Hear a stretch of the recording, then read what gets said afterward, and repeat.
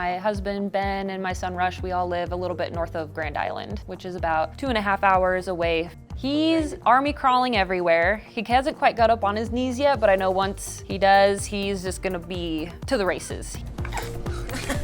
He's just a ball of energy. He just likes to play and go, and he's really curious, likes to explore, and he's fun.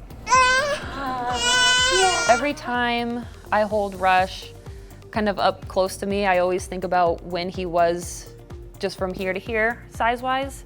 And he's just gotten so big, so fast, and I just always hold him, and I'm like, you used to be so small. I always call him our miracle baby, just with him being born so early at 27 weeks. And Rush was born at 1:41 in the morning on May 17th. And he weighed 2 pounds, 4 ounces, and he was 15 inches long. When we looked at his circumference of his head, it was barely bigger than a baseball.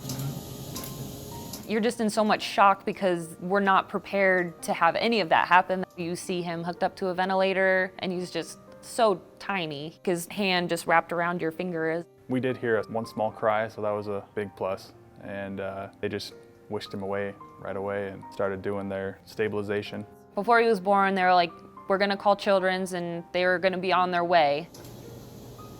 And so Children's could get their people called in so that way they could fly out to Hastings. They brought in a fixed wing plane and then flew him to Omaha. I never let myself think anything bad was gonna happen. There you go. We just tried to stay as positive as we could.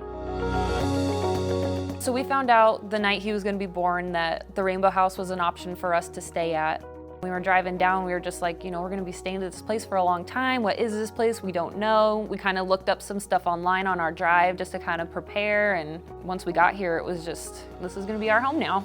The nice thing about the Rainbow House being so close to Children, since we were here during the summer, every morning when I went up to the NICU, I was able to walk, which I think really was good for me to be able to get outside, get some fresh air. Otherwise, you're going from building to building. Coming here, it just kind of gave us a peace of mind that we're coming to a place where there's a lot of people going through the same thing that we're going through. They always say to be a good parent, you need to take care of yourself to be able to take care of your child.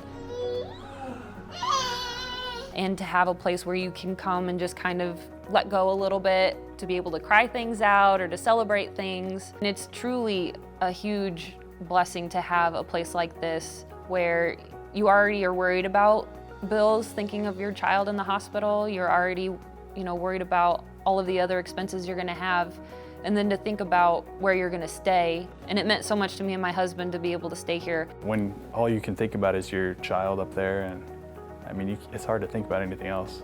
And it's just nice that that's covered. Put it over his chest, maybe? Yeah. So we were in the NICU for 122 days, just shy of 4 months.